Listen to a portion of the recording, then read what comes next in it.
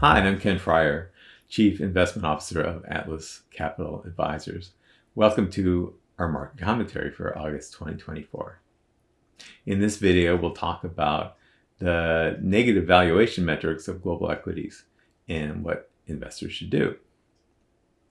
In the month of August, global equities were up 2.5%, and U.S. equities were up a similar amount. The interesting thing about this quarter so far is that the Magnificent Seven giant technology stocks, which drove stock index prices higher for more than a year, actually are down quarter to date, both in July and in August.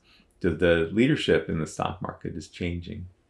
Over the last 2 years, the stock index prices are up about 40%, but the earnings of the stocks in the index are not up much, less than 10%.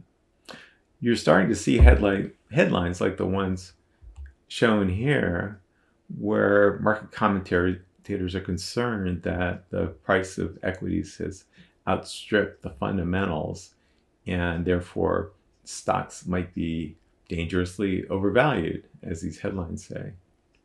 Indeed, if we look at current valuations of the US stock market relative to history on many different metrics, we're much closer to the worst ever than the best ever. Where in this chart, the worst ever would be the 0 percentile, the best ever would be 100%. And for these valuation metrics, like dividend yield or earnings yield, price to cash flow, etc., we're much closer to the worst ever than we are to the best ever. Another way to look at where we are in valuation is this chart, which the blue line here is the Atlas Capital assessment of the relative attractiveness of global equity value. It's a standard deviation plus or minus, where plus is better value, negative is worse value. We're defining bad value as a metric below negative 0.5 standard deviation. If you look at the right part of this chart, you can see that the attractiveness of valuation of global equities has been descending rapidly, and we're now well into negative territory, although we're not quite as negative as valuation metrics were during the technology bubble in the late 1990s, which you can see just to the right of center in this chart. So should we do something? Well, historically, good or bad value has had little impact on what comes next for the stock market. Using the value calculations I just showed you, when value was bad, standard deviation lower than minus 0.5, the next return for global equities was still 2.8% above cash. And when value was good, it was a bit higher, 4.9 over cash.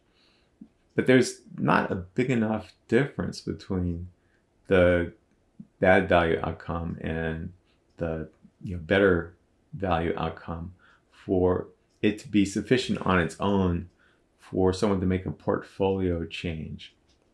If we're going to make a portfolio change, we need value to be confirmed by other metrics. Farther to the right in this chart, you can see that when value was bad and the global equity or the global economic information was getting worse, then equities returned 4.3% below cash.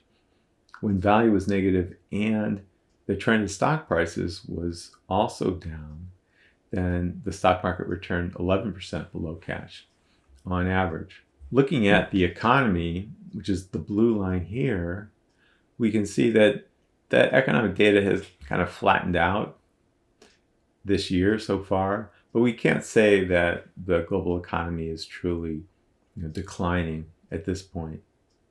Looking at the trend in prices, the green line here, we're in the 10th month of a bull market, so the trend is positive.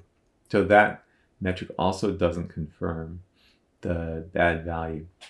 So since value stands on its own as a negative element to the equity outlook, but these other things don't confirm the negative view that outlook on its own would provide, then it's not the case yet that, at least as we see it at Atlas Capital, it's time for clients to become more defensive in their posture to global equities.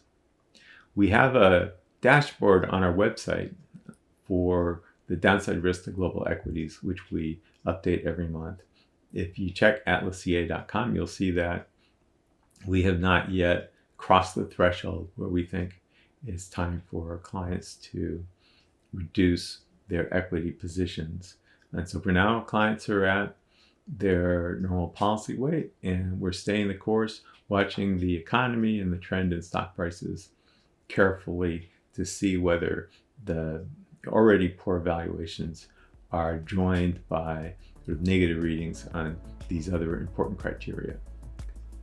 So thank you for listening.